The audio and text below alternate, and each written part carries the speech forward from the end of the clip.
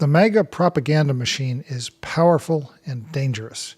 More than anything I've seen in my lifetime, I've watched it successfully weaponize the human soul, taking the worst primal human emotions and using them to wound and even kill our neighbors and fellow citizens and the most vulnerable among us. Hi, I'm Brandon, and I'd like to welcome you to the Crucible of Thought podcast. For the last few years, I've been rethinking a lot of my spiritual and political positions, and this podcast is where I explore the various topics and their impact on the church and our nation. This is episode number 152, and the title of this episode is Weaponizing the Human Soul.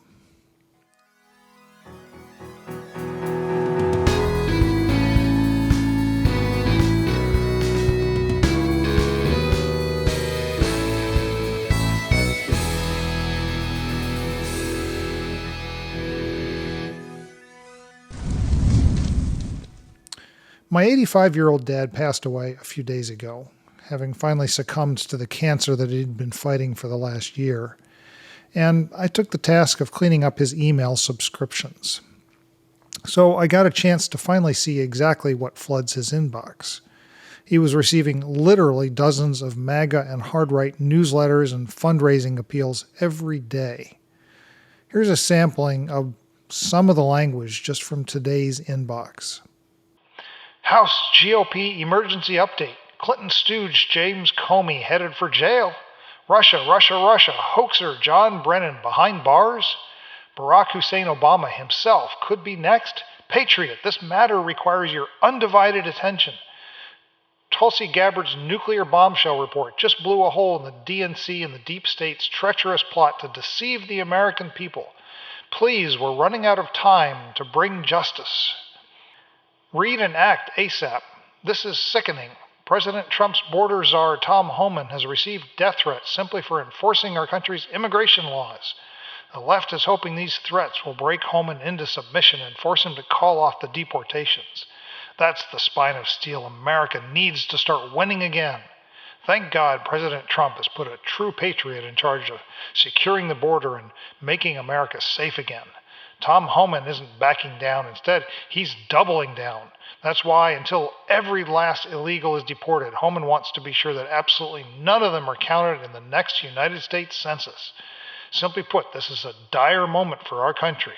Because of the Democrats' schemes to infiltrate the next census and our elections, now more than ever, we need to verify every last voter profile. An emergency memo from Representative Elise Stefanik. With each passing day, our campaign to defund President Trump's House majority and save New York from Kathy Hochul is gaining more and more momentum. But the Democrats have put a target on my back.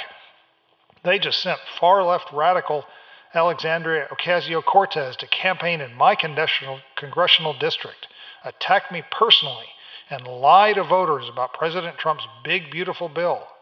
The Democrats have gotten so extreme out of touch that they think a socialist like AOC is their party's best chance of defeating me and winning more votes upstate.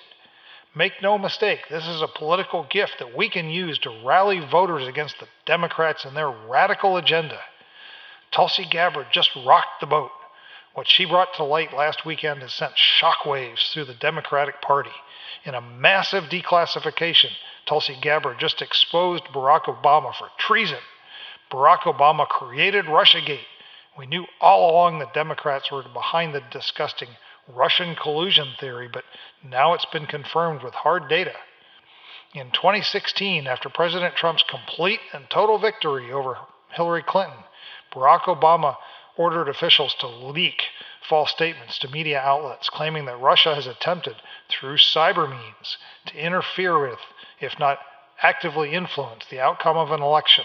And now every single American knows the truth. But the cost has been high. Calls for Tulsi Gabbard's resignation, impeachment, and even threats to her life have already surfaced. Simply for exposing the deep state and showing the American people the traitor that is Barack Obama, she painted a target on her back, and it's growing larger every minute of the day. That's why we need your help today before something disastrous happens. Our best chance to stop George Soros today, right now, you and I have our best chance to stop anti-American billionaire and globalist George Soros, and it depends on your rapid response to this urgent message. Will you sign your Stop Soros petition right away? Effective in less than 2 weeks, our pro-Trump House majority will go down to 219 seats. Don't forget, our majority is the first line of defense standing in the way of House Democrats having complete power to impeach President Trump, investigate conservatives, and stonewall the America First agenda. There are 3 upcoming special elections this year and one more on the horizon. Democrats are favored to win all of them. If Republicans fail to overperform here, we'll be closer than ever to surrendering control to the Democrats. President Trump needs us to hold the line. Without our conservative House majority, this entire legislative agenda will be dead on arrival in the House. His allies will be investigated to no end, and he could face impeachment on day one of Democrat control. I've been around long enough to say this with authority. The pressure's on like never before. If we fail to defend the House, we might as well kiss America's golden age goodbye and brace ourselves for a torrent of liberal witch hunts. But if we can mobilize enough conservatives, we'll have the resources to support our special election candidates, defy the odds, and keep the House in GOP control for all 4 years of Trump's term. Terrible news for America. The Supreme Court just caved to the ACLU, halting all new deportations. Why? Because the Democrats claim illegal aliens have a right to due process. The result? MS-13 thugs, cartel traffickers, and foreign terrorists are now roaming free in our country on your dime, waiting months to years for their court date. Is the American dream still alive? Will the next generation have greater opportunities or fewer? Are we still a nation in which hard work leads to a better life? You get the point. I could go on, but I think the point has been made. And this is just a tiny example of what's been in front of his eyes every day. It's truly sickening, the hatred and fear that was pumped into him for years. And I can identify at some level, even though I hate email lists, because I listen to right-wing talk radio with Rush Limbaugh and Sean Hannity and G. Gordon Liddy for years. In much the same way, I now realize that that was a steady diet of hate and anger and fear. They all talked about being the party of law and order and small government, but as things have played out in 2025, now I see that was really just a convenient talking point more than a true value. So it's obvious how Dad got trapped in that vortex despite his evangelical and conservative roots. When you spend all your time fearing what's going on, being told that things you care about will be lost, it begins to be easy to shed some of the moral values that actually truly did make America what it once was. Preserving, conserving, holding on to what we have becomes more important than the morals. As for me, I escaped MAGA after J6, January 6, 2021. And perhaps the only reason I could get out like I did is that my theology had changed as I deconstructed my evangelicalism. Because now I'm more empathetic, I'm more open to seeing the world from others' points of view. It became impossible to heartlessly write off others as inhuman. I gained an ability to see people who are different than me through God's infinite love for them, not through my fear of their otherness. In a nutshell, my theology finally trumped my politics. But MAGA thrives on creating and expanding otherness and fear.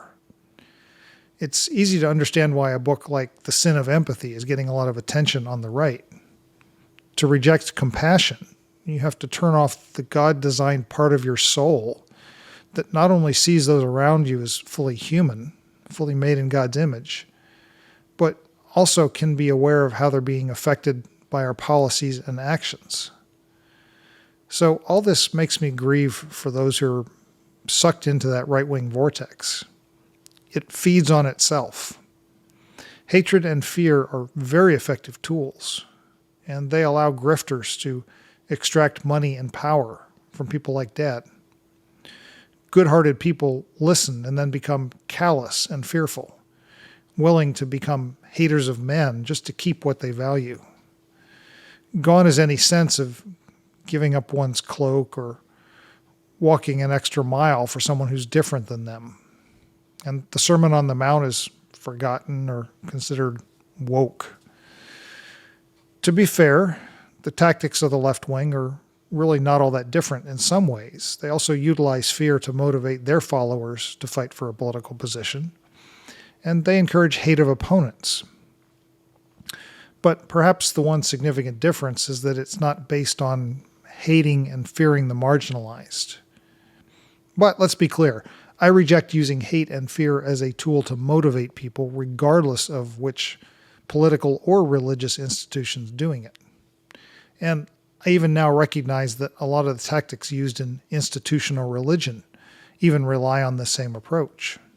Create an enemy and pour all the institution's energy into being unlike that enemy and fearing it, attacking it, calling it demonic. And in some ways, perhaps that's even worse than a political institution doing this, because God is love. And using hate and fear to build a church will never bring people to a true understanding of God. Nevertheless, the irony in this season, as Dad passed away, is that both Mom and Dad were finally truly beginning to walk back from Trumpism in the last few months, as they began slowly to see the hate and fear and the harm that's coming to our nation from this administration. But Dad still kept his Epoch Times newspaper subscription, and dozens of daily emails arrived, like those I read, all pumping in that dose of hate and fear. I'm convinced that if he had turned all that stuff off for just a month, the spell might have been broken. Some clarity may have been able to form in his thinking.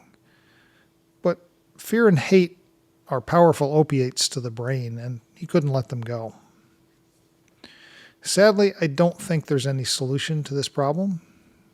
Dad never would have agreed to unsubscribe from all that ugly content while he was alive because it's too well crafted, and it creates an absolute urgency and a sense of guilt if you don't continually engage. Your nation will be lost if you don't act now. So I don't see this problem abating for most MAGA adherents. The divide is just going to continue to deepen. I usually prefer to end with some hopeful thoughts, but today I'm just sad. Dad's gone, and I have to deal with an inbox full of hate of a nature that I deliberately walked away from in 2021. My only consolation, perhaps, is that he won't live to see his beloved America rip itself apart. He's now discovering an eternal kingdom view, and I imagine he'll be surprised how different nationalism looks from the other side of death. Truthfully, I'm certain that when we all shuffle off this mortal coil, to quote Shakespeare's Hamlet, we will discover how wrong we were in so many ways. But I do suspect that as they enter eternity, MAGA folks will have a lot more repenting to do than their opponents. But speaking of repenting, all of us ought to be repenting of teaching one another to fear or hate that which is different. Yes, let's call out unrighteousness. Yes, let's pursue good politics.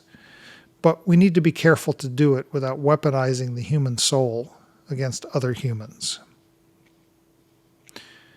Thanks for letting me speak to you today and for going on this journey with me. We'll talk again soon. Be blessed.